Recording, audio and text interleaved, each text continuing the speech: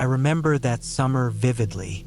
It was 2013, and I had just turned 32. I worked at a local bank in Colorado, managing customer accounts and handling day-to-day issues. It wasn't the most exciting job, but it paid the bills. My coworkers and I decided we needed a break from the monotony. That's how the idea of a camping trip came up. There were 4 of us: Mike, the branch manager, who was always trying to boost morale; Sarah, a teller who loved the outdoors; Tom, our tech-savvy IT guy; and me. We weren't exactly close friends, but we got along well enough, and the idea of spending a weekend in nature sounded like a good way to escape work stress. Sarah suggested a spot near Rocky Mountain National Park, a remote area she had visited before. We planned everything meticulously. Mike brought the tents and sleeping bags. Sarah took care of the food. Tom handled the navigation and tech stuff, and I offered to drive us there in my SUV. The trip was supposed to be 2 nights of hiking, fishing, and enjoying campfires. It all seemed perfect, at least on paper. We left on a Friday afternoon, the summer sun beating down on the highway. It was a 3-hour drive to our campsite, and the further we got from the city, the more excited we felt. The scenery was breathtaking: rolling hills, dense forests, and winding roads. We stopped once at a gas station to grab some last-minute supplies. I noticed an old man watching us as we packed up the car. He didn't say anything, but his intense stare made me feel uneasy. I shrugged it off, thinking he was just curious about our group. We arrived at the campsite just before sunset. The place was beautiful, completely isolated, with a clear view of the mountains. There was a small stream nearby, and the air smelled of pine and earth. We set up our tents in a semicircle near a cluster of trees. It took longer than expected to get everything in place, and by the time we were done, it was almost dark. We gathered around the campfire, eating sandwiches and talking about everything except work. The stars were out in full force, and the only sounds were the crackling fire and the occasional rustle of leaves in the wind. It was peaceful, almost too peaceful. I woke up in the middle of the night to the sound of something moving outside my tent. At first, I thought it was one of my coworkers, but the sound was too heavy, like footsteps. I froze, my heart pounding. The noise stopped after a few seconds, and I convinced myself it was just an animal. I didn't dare look outside. Instead, I lay there, staring at the fabric of the tent until I finally drifted back to sleep. The next morning, I mentioned it to the others. Mike laughed and said it was probably a deer or a raccoon. Sarah agreed, though she admitted she had heard something too. Tom didn't say much, but I noticed he looked uneasy. We spent the day hiking through the woods, following a trail Sarah had marked on her map. The forest was dense, with towering trees that blocked most of the sunlight.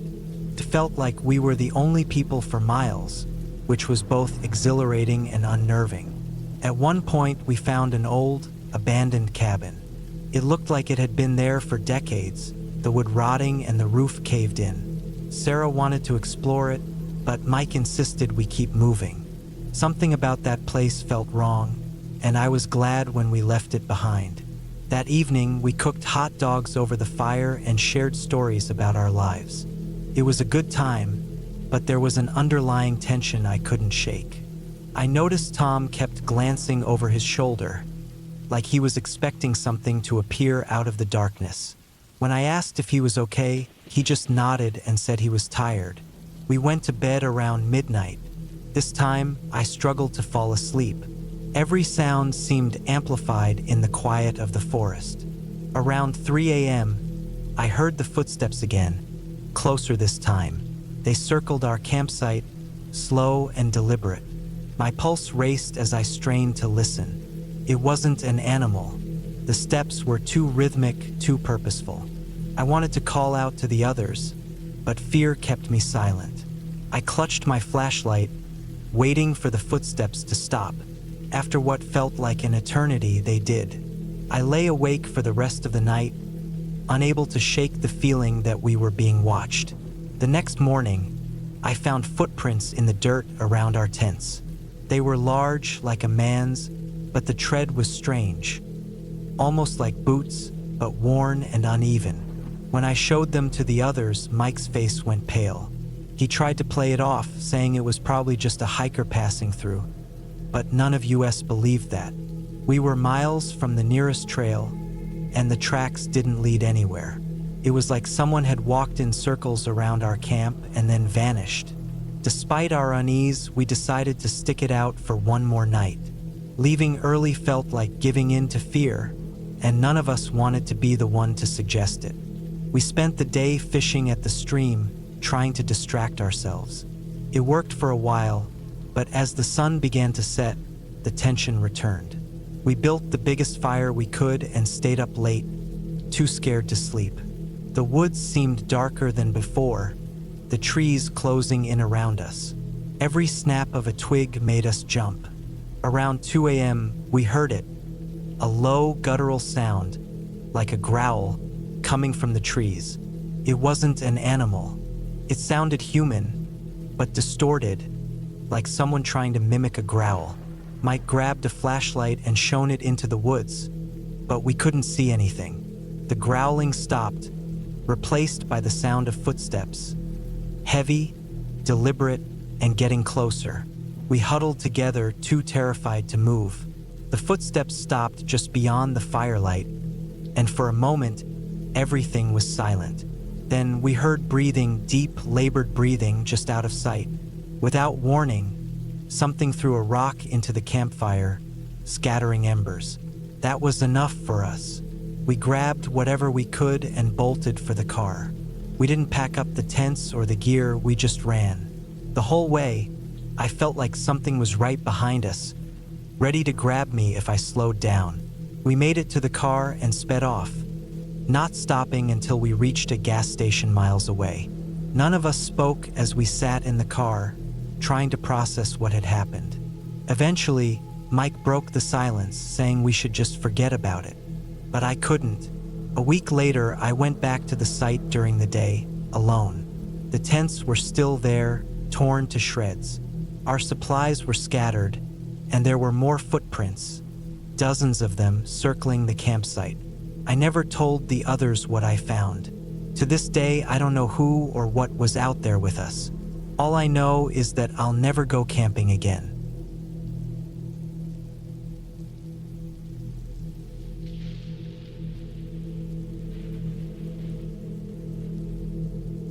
It was the summer of 2019 when I decided to go camping alone in the Ozarks.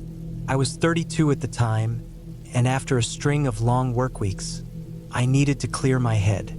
I'd been camping on and off since I was a kid, so I thought I knew what I was doing. I had the gear, the experience, and the confidence that nothing out there could bother me. That confidence, as it turned out, was misplaced. I packed light, just a small tent, a sleeping bag, a stove, and enough food and water for 3 days. The Ozarks were only a couple of hours' drive from my house, and I found a spot deep in the woods where I could pitch my tent far from any other campers. It was secluded, the kind of quiet I craved. I left my car at the base of a narrow trail and hiked in about 4 miles to a clearing near a creek. The sound of running water was calming, and the spot felt just right. The first night was uneventful. I cooked a quick dinner, sat by the fire, and stared up at the stars. There was a chill in the air, but nothing my sleeping bag couldn't handle. The woods were alive with the sounds of insects and the occasional rustle of leaves in the breeze. I felt safe, even as the darkness wrapped around me. The next morning, I explored the area, following the creek upstream and taking in the beauty of the forest. I didn't see another soul, which was exactly what I wanted. I returned to my campsite in the late afternoon, tired but satisfied. The rest of the day passed quietly until night fell. It started with a sound, a faint snap of a twig somewhere in the darkness beyond the reach of my campfire. I froze, listening intently. Probably an animal, I thought, maybe a deer or a raccoon. But then there was another sound, a crunch like boots on dry leaves. That wasn't an animal. I grabbed my flashlight and swept it through the trees, but the beam revealed nothing, just shadows and more shadows. I told myself it was probably my imagination. Maybe the forest was playing tricks on me. I went back to the fire, trying to shake off the unease creeping up my spine. But the sounds didn't stop. Every few minutes, I'd hear another twig snap or another shuffle of leaves. They seemed to be coming from all directions, as if someone or something was circling my campsite. I couldn't see anything, but I could feel it. I wasn't alone. I didn't sleep much that night. I kept my flashlight and a pocket knife close at hand, jumping at every little noise. By dawn, I was exhausted but relieved that nothing had happened. I told myself it was probably just an overactive imagination fueled by isolation and fatigue. Still, I decided to cut my trip short. I packed up my gear and started the hike back to my car. That's when I found the footprints. They were fresh, pressed into the mud near the creek. Large, heavy prints, definitely from a pair of boots. They weren't mine. I hadn't been anywhere near that part of the creek. Someone had been watching me. I felt a jolt of fear but tried to stay calm.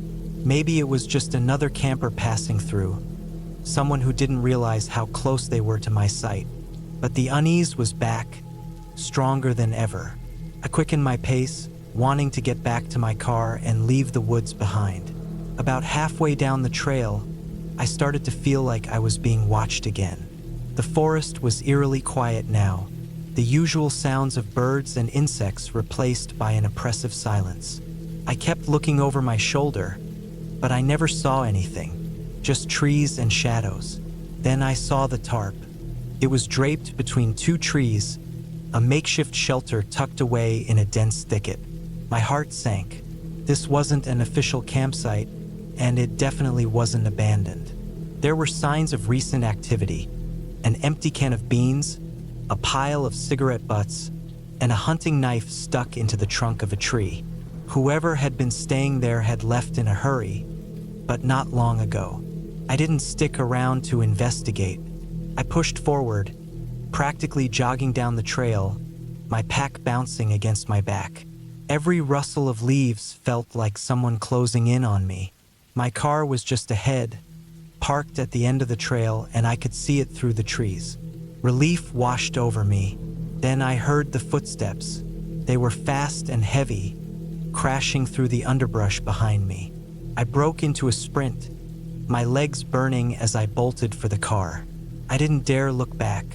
The sound of footsteps grew louder, closer. Whoever was chasing me wasn't trying to be quiet anymore. I reached the car, fumbling with my keys as I threw my pack to the ground. My hands were shaking so badly that it took me 3 tries to unlock the door. I jumped in, slammed the door shut, and hit the lock button just as a figure emerged from the trees. He was tall and broad-shouldered, wearing a dirty jacket and jeans.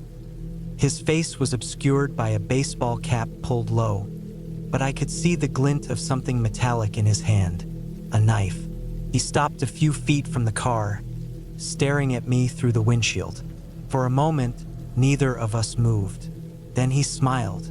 It wasn't a friendly smile. It was cold, calculated, and full of malice. He raised the knife, pointing it at me, then slowly dragged it across his throat in a chilling gesture. My blood ran cold. I started the car and floored the gas pedal, speeding down the narrow dirt road as fast as I could. The man didn't chase me. He just stood there watching me leave. That image, his dark silhouette framed by the trees, that menacing smile, burned itself into my mind. I didn't stop until I reached a gas station miles away. I locked the doors and called the police, but they didn't seem too concerned. They said they'd send someone to check the area, but I never heard back. To this day, I don't know who that man was or what he wanted. Maybe he was just trying to scare me, or maybe he had something much worse in mind. All I know is that I'll never camp alone again. The woods don't feel like freedom anymore. They feel like a trap, a place where people and things can disappear without a trace. And sometimes they don't want to let you leave.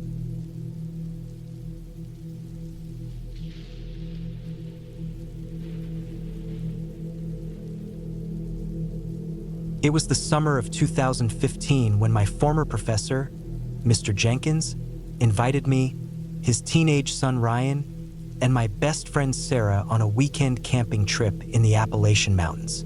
I had recently finished college, and Mr. Jenkins had always been a mentor to me. I was hesitant at first. Camping wasn't exactly my thing, but Sarah convinced me to go. She thought it would be a nice escape from the city, and honestly, I could use the break. So I agreed. The drive to the mountains took most of the day.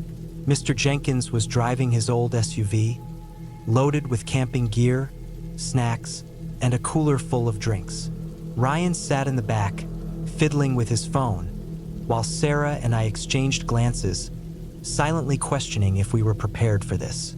The plan was to hike into a remote area of the forest, set up camp by a lake, and spend a few days exploring the trails. We arrived at the trailhead late in the afternoon. The parking lot was empty except for an old pickup truck that looked like it had been there for weeks. The air smelled fresh, and the dense forest around us buzzed with the sounds of insects and birds. Mr. Jenkins handed us our backpacks, each weighed down with essentials, and we began our hike. The trail was steep and rocky, winding through thick trees that blocked most of the sunlight. The deeper we went, the quieter it got, except for the crunch of our boots on the dirt path. Mr. Jenkins led the way, his years of outdoor experience evident in his confident strides. Sarah and I followed close behind, with Ryan bringing up the rear, occasionally grumbling about the weight of his pack. It took us about 3 hours to reach the lake. By then, the sun was low in the sky, casting an orange glow over the water. The lake was small but picturesque, surrounded by tall pines that seemed to touch the sky. We found a clearing near the shore and set up camp. Mr. Jenkins showed us how to pitch the tents, emphasizing the importance of keeping everything secure in case of wind or rain. Sarah and I shared a tent, while Ryan had his own, and Mr. Jenkins set up a small one for himself. Once the tents were up, we gathered wood for a fire. As the flames crackled and the night settled in, we ate a simple dinner of canned chili and roasted marshmallows. The conversation flowed easily, mostly lighthearted jokes and stories from Mr. Jenkins about his own college days. It felt good to be away from the noise of the city, to sit under a sky full of stars and listen to the gentle lapping of the lake water.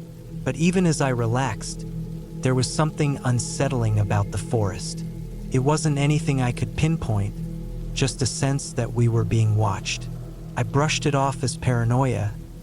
I wasn't used to being in such a remote place. We went to bed early, exhausted from the hike. The first night passed uneventfully, though I found it hard to sleep. Every creak of a tree branch or rustle in the underbrush made me tense up. The next morning, we decided to explore the area. Mr. Jenkins led us on a trail that looped around the lake and into the forest. The path was overgrown in places, and it was clear not many people came this way. We found an old hunting cabin about a mile from our campsite. It was abandoned, the wood rotting and the windows broken. Mr. Jenkins told us to stay outside while he looked around, but I couldn't help but peer through one of the windows. The inside was empty except for a few pieces of broken furniture and an old wood-burning stove. It didn't look like anyone had been there in years, but something about it gave me the creeps. As we made our way back to the campsite, I noticed strange marks on some of the trees. They looked like scratches, deep and jagged, as if made by some large animal. Mr. Jenkins dismissed them as bear marks, but they didn't look like any bear scratches I'd seen in pictures. That night, the feeling of unease returned. The forest seemed quieter than before, as if even the animals were hiding. We sat around the fire again, but the mood was different. Even Mr. Jenkins seemed distracted, his eyes frequently darting toward the shadows beyond the firelight. We went to bed early again, but this time, sleep didn't come easily. I lay in the tent, staring at the nylon ceiling, listening to the sounds of the night. Around midnight, I heard it, a low, guttural growl, followed by the sound of something large moving through the underbrush. I froze, my heart pounding in my chest. I glanced at Sarah, who was still sound asleep, then strained my ears to listen. The growling stopped, but the footsteps didn't. Whatever it was circling our campsite. The next morning, we found claw marks on the tree nearest our tents. They were deep and fresh, much larger than the ones we'd seen before. Mr. Jenkins tried to stay calm, saying it was probably a bear, but I could see the worry in his eyes. We decided to cut our trip short and leave that afternoon. As we packed up, I couldn't shake the feeling that we were being watched. The hike back to the trailhead was tense, each of us constantly glancing over our shoulders. About halfway back, we heard it again, the growl. This time, it was closer, coming from somewhere just off the trail. Mr. Jenkins told us to keep moving, but the growling followed us, growing louder with each step. Then, out of nowhere, Ryan screamed. I turned around and saw him on the ground, clutching his ankle. He'd tripped over a root, and his foot was twisted at an odd angle. Mr. Jenkins and I helped him up, but he couldn't walk. We had no choice but to carry him. The growling continued, now accompanied by the sound of snapping branches. Whatever was following us was getting closer. We finally reached the trailhead just as the sun was setting. The old pickup truck was still there, but no one else was around. We loaded Ryan into the SUV and sped down the mountain road, leaving the forest behind. It wasn't until we were back in the safety of the city that we realized how close we'd come to disaster. Ryan's ankle was badly sprained, but he was otherwise okay. None of us ever figured out what was stalking us in those woods. Mr. Jenkins and I never spoke about the trip again. Sarah and I drifted apart not long after, and Ryan moved to another state. But sometimes, late at night, I think about those growls and the feeling of being watched. I haven't been camping since.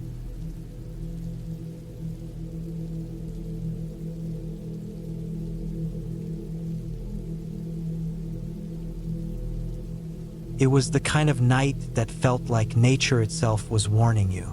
The rain came down in sheets, the kind of torrential downpour that made it hard to see even a few feet in front of you. I had been out camping for a few days in the dense forest of the Adirondacks, away from any signs of civilization. It was supposed to be a peaceful, relaxing getaway. Just me, the stars, and the campfire. I was alone this time, having chosen to get away from the world for a while. The night started with the weather being unremarkable. I'd set up my tent near a small, remote lake that I'd hiked to earlier in the day. The air was cool but not unbearable, and there was a steady hum of bugs, the chirp of crickets, and the occasional rustle of trees in the wind. After spending some time enjoying the solitude, I started a small fire to cook some dinner. The wind picked up, but I thought nothing of it.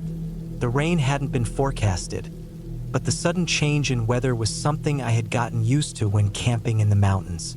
As I ate my meal by the fire, I noticed the sky turning darker than usual, a heavy cloud cover pushing in. The wind howled in sharper bursts, and the trees began swaying more violently than before. Something in the air shifted, something almost ominous. Then, without warning, the first drop of rain splashed on my face. I didn't panic, at least not immediately. I figured it would pass like any typical mountain shower. But as the minutes ticked by, the drizzle turned into a steady downpour, and then into a relentless torrent. The sound of the rain hitting the leaves above me grew deafening. My campfire sputtered and died, leaving me in near total darkness. I scrambled to grab my stuff and head for my tent, but I wasn't fast enough. The downpour drenched me almost instantly.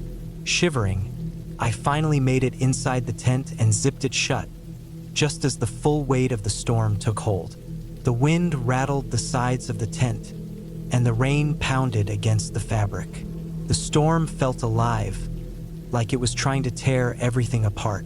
I huddled inside, stripped off my wet clothes, and wrapped myself in a blanket. But no matter how hard I tried, sleep wouldn't come. The storm outside was too intense, and something about it felt wrong. After a couple of hours, I had all but given up on sleep. The storm didn't seem to be letting up. It had only grown worse. The wind was so strong now that I could hear it howling through the trees, and at times, I could feel the tent shift in its gusts. The noise was so loud that it felt like the world outside was collapsing. I tried to focus on the sounds around me. The steady rhythm of the rain, the occasional snap of a branch in the distance, but I couldn't shake the feeling that something was off. It wasn't the storm that made me uneasy. It was the silence that followed. No animal sounds, no bugs chirping, nothing. Just the relentless rain and wind. Even though I was alone, I felt like there was something else out there with me, watching me. That's when I heard it. A faint noise, barely audible over the storm. It wasn't a branch snapping or an animal rustling. It was a soft, deliberate sound, a footstep or something close to it, just outside the tent. I held my breath, listening. There was nothing for a moment, just the wind howling through the trees. Then I heard it again, closer this time. My heart began to race. The idea of someone else being out here, especially in the middle of this storm, was unnerving. But I had to remind myself that it was probably just an animal, maybe a deer or a raccoon. I wasn't alone out here, but no one would be out in this kind of weather intentionally. The thought gave me a little comfort, but not much. I lay still for what felt like hours, the storm raging outside, the strange noise getting closer with every passing minute. I was almost certain someone or something was out there. It was as if the storm had been masking it until now, and now that the rain was at its heaviest, it had revealed its presence. I grabbed my flashlight and shined it through the tent wall. Nothing. The beam of light didn't even reach far enough to illuminate the trees. I pulled my head back and laid down again, trying to calm my breathing. Maybe it was just the storm playing tricks on my mind. But then the noise came again, closer than before. I sat up in a panic, my pulse racing. Whoever or whatever was out there was deliberately moving around my camp. I could hear their footsteps crunching through the wet leaves and the soft thud of something heavy pressing against the ground. I could feel the panic starting to rise, but I didn't move. I couldn't move. If I made a sound, it would hear me.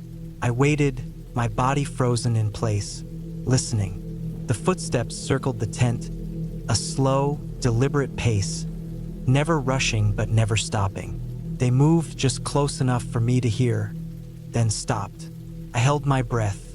My brain screamed at me to do something, to get out of the tent, to grab my gear and run. But my body stayed rooted to the spot, too terrified to move. Minutes passed like hours. The footsteps outside stopped. The wind picked up again, and I heard a low crackling noise, like something was being dragged through the leaves. But there was no more sound of footsteps. The storm howled on. I couldn't take it anymore. My legs shook as I grabbed my flashlight and unzipped the tent flap. The wind whipped my hair back and soaked me immediately, but I didn't care. I had to see what was out there. Slowly, I pushed the flap open, careful not to make a sound. For a moment, there was nothing. The rain fell in torrents, and the trees around me shook in the fierce wind. But then I saw it. Just beyond the tent, barely visible in the darkness, was a figure. A tall, thin man, dressed in what looked like a rain-soaked jacket, standing perfectly still. His head was lowered, but I could make out the outline of his face. He didn't move, didn't speak, just stood there. I froze, my heart pounding in my chest. My mind raced with thoughts of how to react, but my body was paralyzed with fear. Was it a hiker lost in the storm? Or something else, something more sinister? The figure didn't make a sound. It didn't move. It just stood there, and for a moment, I thought it might be a hallucination, a product of my sleep-deprived mind. But then, as if sensing my gaze, the figure slowly raised his head and stared directly at me. I froze, my breath caught in my throat. Then, without a word, the man turned and walked back into the trees, disappearing into the blackness of the storm. I didn't wait to think. I grabbed my gear, slammed the tent flap shut, and scrambled to my feet. I wasn't about to stick around to find out what that man wanted. My heart raced as I shoved everything I could carry into my pack. The storm continued to rage, but I didn't care anymore. I needed to get out of there. I didn't follow any trail. I just ran. The forest was a blur of wet trees and thick underbrush as I pushed through it. My clothes were soaked through, my breath coming in ragged gasps, but I didn't stop. My mind screamed at me to keep moving, to get as far away from that campsite as possible. The sound of my footsteps was swallowed by the rain, and the wind whipped the branches around me. For what felt like hours, I ran. Finally, I came to a road, drenched and exhausted. I stumbled onto it, nearly collapsing. A car passed by, its headlights cutting through the dark, and I flagged it down. The driver pulled over, his window rolling down. "Are you all right?" he asked. I need a ride," I gasped. The driver looked at me for a moment, eyes scanning me up and down. I must have looked like a mess, but he didn't ask questions. He opened the door and let me in. The storm didn't stop as I was driven away, but the further we got, the calmer I felt. I never went back to that campsite. The woods, the rain, and that strange figure, whatever it was, remained a mystery I would never solve. And I was fine with that.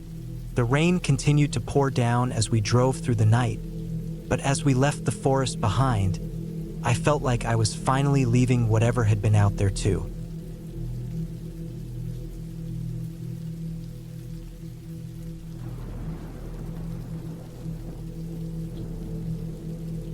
I had always looked forward to the camping trips I took with my cousin Greg.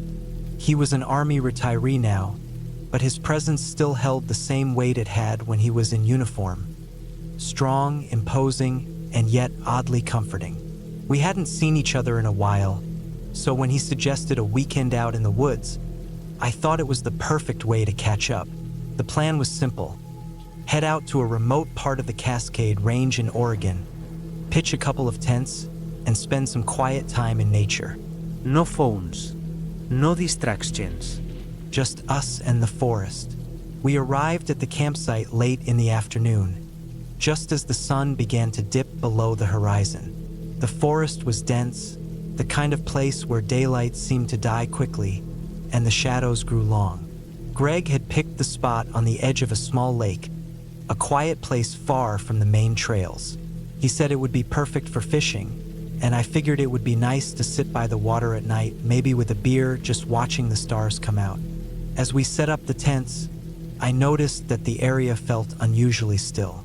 The sounds of birds and critters were distant, almost like the forest was holding its breath. I shrugged it off as nothing more than the usual eerie quiet that comes with being deep in the woods. Greg didn't seem to mind. In fact, he acted as though he didn't even notice. It wasn't until we started building a small campfire that things started to feel off. We were just getting the fire going when I heard the crunching of footsteps behind us, coming from the trees. It wasn't the typical rustle of animals that you'd expect. It was heavier, more deliberate. I glanced up, but the forest beyond our campfire was pitch black. At first, I thought it might have been another camper, but there were no other tents around. We were completely isolated. Greg noticed it too. His face, which had been relaxed up until then, now wore the serious expression I remembered from his Army days. He stood up slowly, scanning the dark woods. For a moment, I thought he was just being cautious, the way he always had been when we were younger. He'd been the older cousin, military training had ingrained a sharp instinct in him. Still, I didn't expect him to react this way. The rustling continued, almost as if whatever was out there was circling us. I felt a chill that had nothing to do with the cold air of the evening. The hair on the back of my neck stood up, and a feeling of unease crept over me. It was too quiet, too deliberate. My mind raced, trying to make sense of it. But before I could voice any concerns, Greg motioned for me to stay quiet. I did. The steps were closer now, too close for comfort. Then, out of the darkness, a figure emerged. He looked to be a man, tall, broad-shouldered, and wearing an old, tattered jacket that had seen better days. His face was obscured by the shadows, but the way he moved was unsettling. He didn't act like someone who was lost or trying to find a campsite. No, he walked with a strange confidence, like he had a purpose.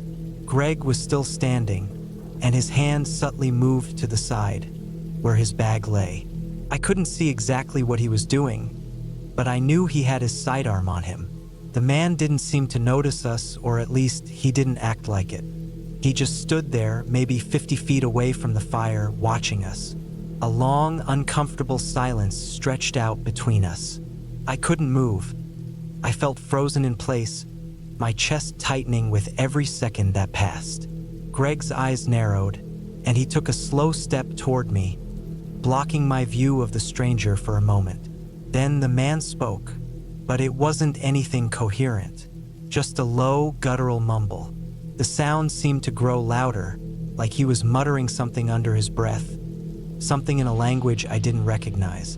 It was too strange, too alien. He took another step closer to the fire, and I could finally make out more of his face.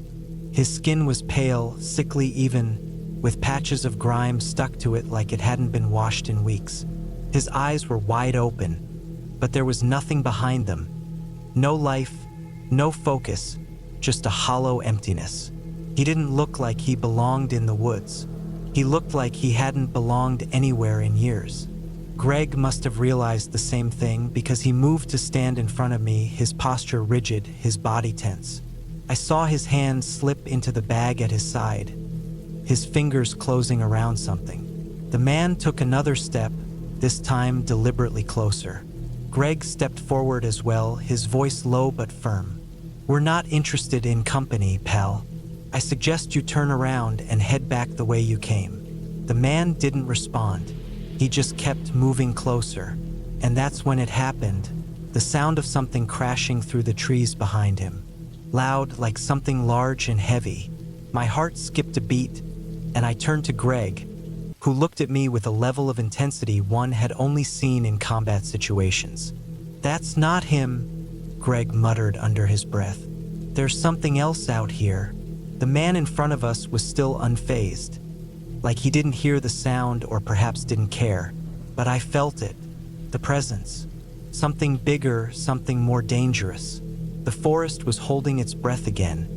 But this time, I wasn't the only one feeling it. And then it happened. From behind the man, another figure emerged. This one was even larger, its body covered in what looked like a dark, matted coat. It moved differently than a person, slower, more deliberate. I couldn't make out the details in the dim light, but I could tell it wasn't something I wanted to meet face to face. Greg reacted first. He reached for the sidearm in his bag, his fingers tightening around the grip. But just as he was about to draw, the man in front of us let out a noise. It wasn't human. More of a low, guttural growl that seemed to come from deep in his throat. The figure behind him stopped, but the tension didn't ease. If anything, it grew thicker. I had no idea what was going on. Was this a person or something else entirely? Whatever it was, I felt like we were being watched by something far more dangerous than a man in the woods. We were surrounded, but there was no escape. We were stuck in a game, and I wasn't sure who or what was in charge. Then, the figure behind the man took a step forward, and Greg reacted in an instant. He pulled the gun free and aimed it at the man's chest. My breath caught in my throat as the figure froze. For a moment, nothing happened. Then, out of nowhere, the man let out a laugh. A low, cruel laugh that sounded like it had been ripped from the depths of a nightmare. He looked down at the barrel of Greg's gun, his face twitching slightly, like he found it amusing. Then he turned slowly, as if he had all the time in the world, and walked away. He didn't run. He didn't hurry. He just walked, disappearing into the dark forest. The larger figure did the same, following him into the night without so much as a glance back. And with that, the woods fell silent again. Greg didn't lower the gun for a long time, but neither of us spoke. We stood there, in the cold night air, watching the darkness where they had disappeared. Eventually, Greg spoke, his voice calm but heavy with something I couldn't place. "Pack up. Now." It wasn't a suggestion. It wasn't even a request. It was a command, and it was one I didn't hesitate to follow. We packed up everything, not saying a word, not looking back at the campsite. The fire crackled weakly behind us, but I knew better than to stop and look. We left the forest as quickly as we could, not stopping until we reached the nearest town. Greg never explained what we saw or who that man was, but the look in his eyes, the look he gave me when I asked, told me all I needed to know. Some things in the woods weren't meant to be understood.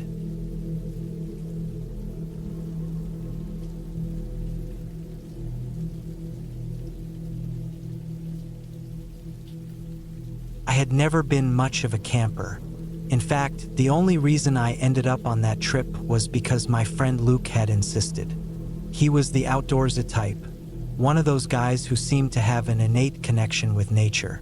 He'd been trying to get me out on a camping trip for months, promising that it would be the perfect getaway. I wasn't convinced. I wasn't the type to get excited about sleeping on the ground, surrounded by nothing but trees and the sounds of nocturnal creatures. But something about the way he pitched it, the promise of quiet away from everything, finally got to me. So, in the late spring of 2023, we packed up our gear and headed for the Pigeon Forge National Forest. It was a bit off the beaten path, about 3 hours north of Knoxville, Tennessee, the kind of place where you could easily get lost if you weren't careful. I was in my late 20s, still figuring out what I was doing with my life, but I could definitely use a break from the city, the noise, the routine. The sun was dipping below the trees as we made our way deeper into the forest. We were driving down a narrow dirt road, the kind that rumbled beneath the tires of my old truck, the thick trees on either side blocking out the last rays of daylight. Luke was in the passenger seat, happily pointing out every bird and animal he could spot as I drove. He was excited, practically buzzing with energy. "We're gonna have a great time, man," he said, his voice filled with that unmistakable optimism. "This spot is secluded, no one around for miles. You'll love it." I nodded, but honestly, I was just looking forward to setting up the tent and getting some sleep. When we finally pulled up to the campsite, it was even more isolated than I'd expected. A small clearing in the woods, surrounded by towering pine trees and a stream that trickled quietly nearby. Luke, of course, was all in, rushing out of the truck to start unpacking gear. I followed suit, unloading the cooler and bags with the sense of mild annoyance, more focused on the thought of a hot shower and a bed than the promise of some magical outdoor experience. We set up camp under the fading light of dusk, a task that took us about an hour. Luke had the whole process down to a science, while I fumbled with the tent poles and ground stakes, feeling out of my element. By the time the fire pit was ready and the tent was pitched, the sun was long gone, and the forest was bathed in the pale glow of the moon. The fire crackled, sending sparks into the air, and the cool evening air started to settle around us. We sat on the logs near the fire, each of us with a beer in hand, the stillness of the forest pressing in from all sides. There were no other campers nearby, just the sound of the wind rustling through the trees and the occasional distant hoot of an owl. That night, the sky was crystal clear. I had to admit, the stars were breathtaking. I had never seen so many, scattered across the dark sky like diamonds. For a moment, I felt a sense of peace, the kind that only nature could offer. Luke was lost in the wonder of it all, pointing out constellations, his voice barely audible over the fire. But that peace didn't last long. Around midnight, after the fire had died down to embers, I was starting to feel the weight of exhaustion. I yawned and stretched, preparing to call it a night. But as I stood up, a strange noise caught my attention. It wasn't an animal sound, nothing like the owls or the rustling of leaves in the breeze. It was soft, almost like a whisper, but not quite. It was coming from somewhere in the trees, just beyond the firelight's reach. At first, I brushed it off, telling myself it was just the wind or an animal moving through the underbrush. But the sound kept coming. It wasn't steady like an animal's footsteps. It was almost rhythmic, like something or someone was pacing just out of sight. I glanced at Luke, but he was sitting still, lost in his thoughts. The hair on the back of my neck prickled. I didn't want to believe what I was thinking, but the feeling was undeniable. Something was out there, watching us. "Did you hear that?" I asked, my voice low, almost hesitant. Luke looked up, his eyes sharp. "What?" I motioned toward the edge of the trees.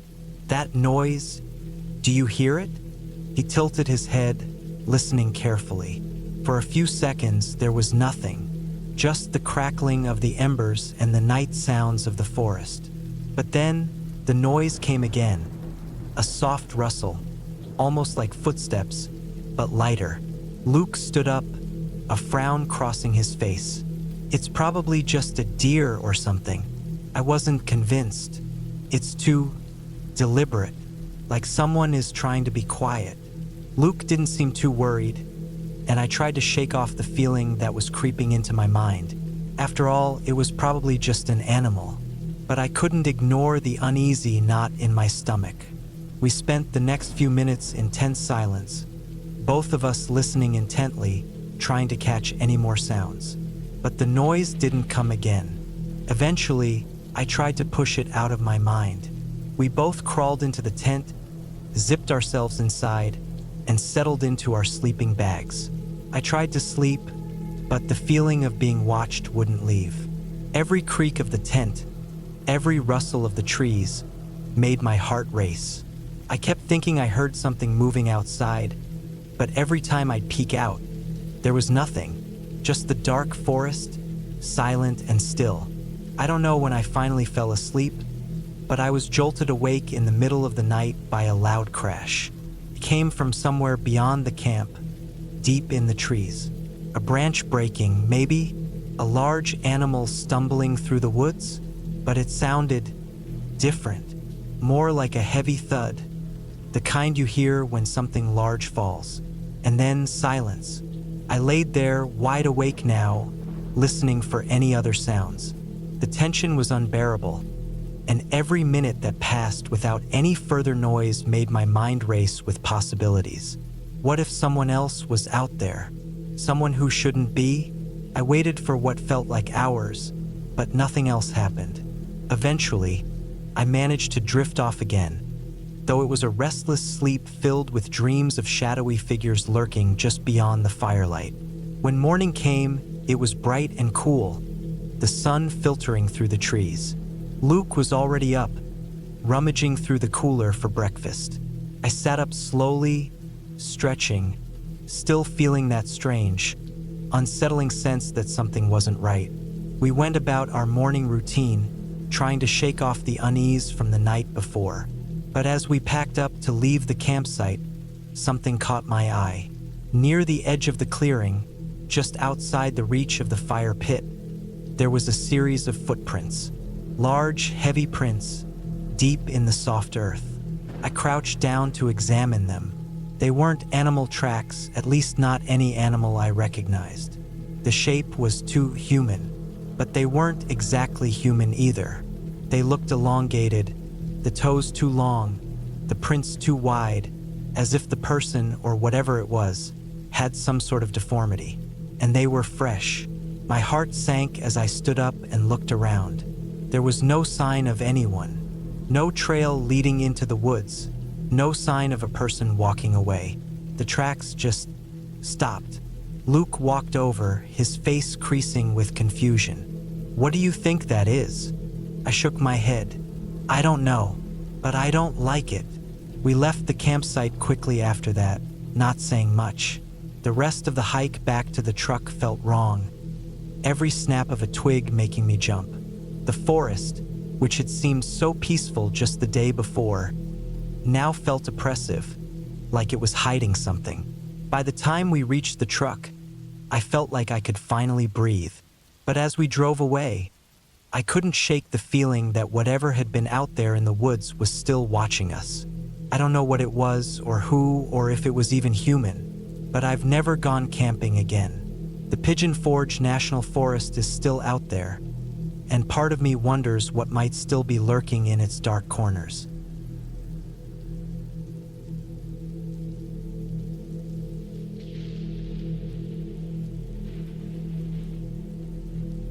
The evening I decided to go camping by myself in the woods wasn't anything unusual. It was late October, and I had just finished a long shift at the factory where I worked as a woodman, cutting and shaping timber for furniture. It was a tough job, but it paid well. The factory was located on the outskirts of a small town in Pennsylvania, a place where everyone knew each other. The town was mostly quiet, with dense woods surrounding it, and I often found myself in those woods during my free time, taking long walks or camping out by myself. That day had been one of those particularly rough ones at work. My back ached, and my hands were sore from handling the heavy timber all day. I didn't have any real plans for the evening, so I figured I would take a break from the routine. I packed my gear into the back of my truck, just a tent, sleeping bag, some canned food, and a small axe I always carried, and headed for the woods. The drive was uneventful, and by the time I arrived, the sun was just beginning to set. I parked the truck on the narrow dirt road that ran through the woods and unloaded my gear. The air was crisp, and the smell of pine mixed with the earthy scent of fallen leaves. It was one of those peaceful, quiet moments where all the stresses of work seemed to melt away. I set up my tent near a small clearing, the trees towering over me like silent sentinels. The ground was hard, and the autumn chill crept into my bones as I worked, but I didn't mind. I was used to it. Once the tent was up, I gathered some wood and started a fire. The flames crackled to life, casting a warm glow that pushed back the darkness. As night fully settled, I sat by the fire, eating my canned beans and watching the flames dance. The woods around me were quiet, the only sounds being the occasional rustle of leaves or the distant call of an owl. It was exactly what I needed: solitude, peace, and the crackle of the fire. I hadn't been camping in a while, and I had forgotten just how much I enjoyed it. But as the night wore on, the feeling of peace began to fade, replaced by a strange unease I couldn't shake. The firelight flickered, casting long shadows, and the darkness outside the small circle of light seemed to press in on me. I tried to push the feeling away, telling myself it was just the fatigue from a long day at work. But something didn't feel right. It wasn't the usual silence of the woods I was used to.